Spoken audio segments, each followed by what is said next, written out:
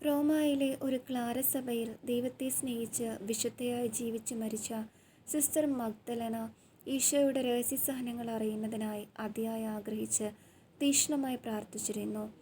ഒരിക്കൽ ഈശോ സിസ്റ്ററിന് പ്രത്യക്ഷപ്പെട്ട് തൻ്റെ മരണത്തിൻ്റെ തലേരാത്രി അനുഭവിച്ച 15 വേദനകളെ വെളിപ്പെടുത്തി.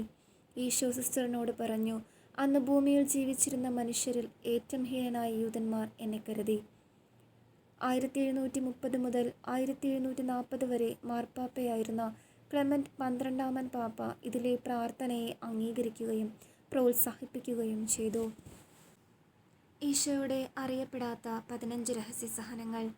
1-ാം രഹസ്യസഹനം. ഒരു കയറുകൊണ്ട് എൻ്റെ പാദങ്ങളെ ബന്ധിച്ചു, കോവണിയിലൂടെ വലിച്ച് വൃത്തിഹീനമായ നിലവറയിലേക്ക് അവരെന്നെ ഇറക്കി. 2-ാം രഹസ്യസഹനം. എന്നെ നഗ്നനാക്കി ഇരുമ്പ് കുന്തം കൊണ്ട് അവരുടെ ശരീരം കുത്തി മുറിവേൽപ്പിച്ചു. 3-ാം രഹസ്യസഹനം.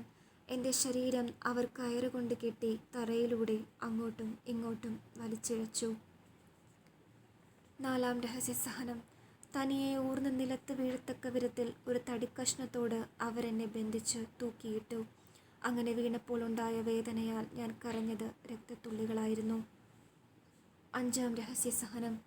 ഒരു തൂണിൽ കെട്ടിയിട്ട് പലവിധ ആയുധങ്ങളാൽ അവരെന്നെ കുത്തി മുറിവേൽപ്പിച്ചു.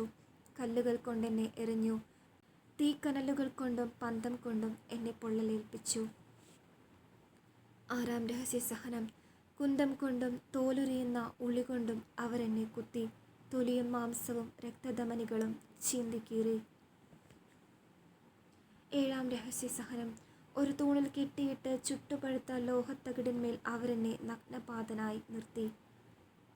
8-ാം രഹസ്യസഹനം. ഇരുമ്പ് കൊണ്ടുള്ളൊരു മുടി അവ എൻ്റെ ശിരസിൽ അണിയിച്ചു. ഏറ്റവും വൃത്തിഹീനമായ തുണികൾ കൊണ്ട് എൻ്റെ കണ്ണുകൾ കെട്ടി. 9-ാം രഹസ്യസഹനം. ശരീരത്തിൽ ആഴപ്പെട്ട മുറിവുകൾ ഉണ്ടാകത്തക്ക വിധം കൂർത്ത ആണികളുള്ള പീഠത്തിന്മേൽ അവരെന്നെ ഇരുത്തി. 10-ാം രഹസ്യസഹനം. പീഠത്തിലെ ആണി മൂലമുണ്ടായ മുറിവിലേക്ക് ഈയവും കീലും അവർ ഉരുക്കിയൊഴിച്ചു.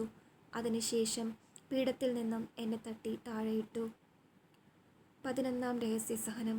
താടിമേശ പറിച്ചതിലൂടെ ഉണ്ടായ ദ്വാരങ്ങളിൽ സൂചിയും ആണിയും കയറ്റി അവരെന്നെ വേദനിപ്പിക്കുകയും അവഹേളിക്കുകയും ചെയ്തു. 12-ാം രഹസ്യസഹനം.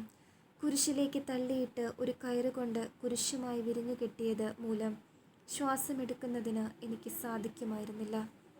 13-ാം രഹസ്യസഹനം. നിലത്ത് കിടന്ന എൻ്റെ നെഞ്ചിൽ കയറി നിന്ന് അവരുടെ തല തറയിൽ അമർത്തിപ്പിടിച്ച് വേദനിപ്പിച്ചു. ശിരസിലെ മുൾമുടിയിൽ നിന്നൊരു മുള്ളെടുത്ത് എൻ്റെ നാവിൽ കുത്തിയിറക്കി. 14-ാം രഹസ്യസഹനം. ഏറ്റവും വൃത്തിഹീനമായ അഴുക്ക് അവർ എൻ്റെ വായിലേക്ക് ഒഴിച്ചു. 15-ാം രഹസ്യസഹനം. ഏറ്റവും അപമാനകരമായ വാക്കുകളും ശൈലികളും അവർ എൻ്റെ മേൽ പ്രയോഗിച്ചു. എൻ്റെ കൈകൾ പുറകോട്ട് കെട്ടി വളരെയധികം പ്രഹരങ്ങൾ ഏൽപ്പിച്ചു.